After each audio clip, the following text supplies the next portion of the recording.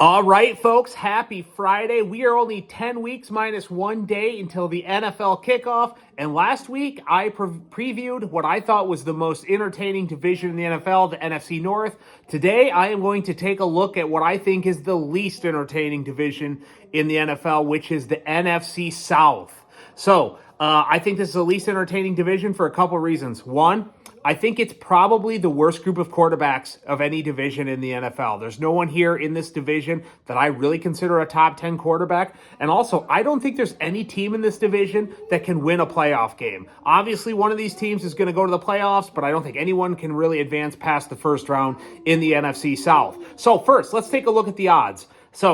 Coming in first with the biggest chance to win the division is the Falcons at plus 100. The Bucs are second at plus 300. The Saints are third at plus 340. And the Panthers are plus 1,000. And I went pretty much chalk in this. So they went pretty much in that order. So coming into fourth, I have the Panthers. I think there's a good possibility this is going to be the worst team in the NFC again this year.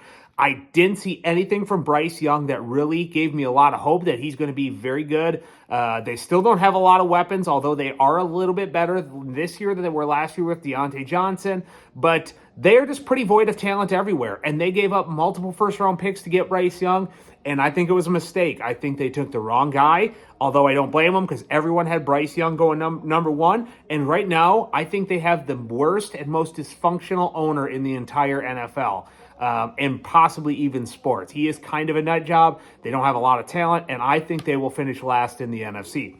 Coming in third, I have the Saints. I hate this team.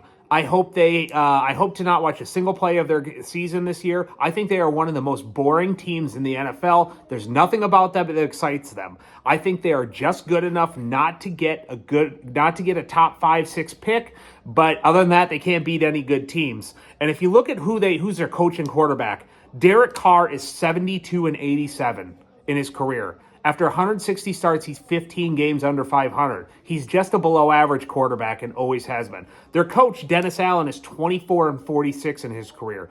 That is one of the worst records of a coach who has continued his career and got another season. So I don't like him at coach. I don't like him at quarterback. Outside of Chris Olave, I'm not really certain I like their wide receivers. I don't think they're elite anywhere on defense, and I just don't think they're going to be very good.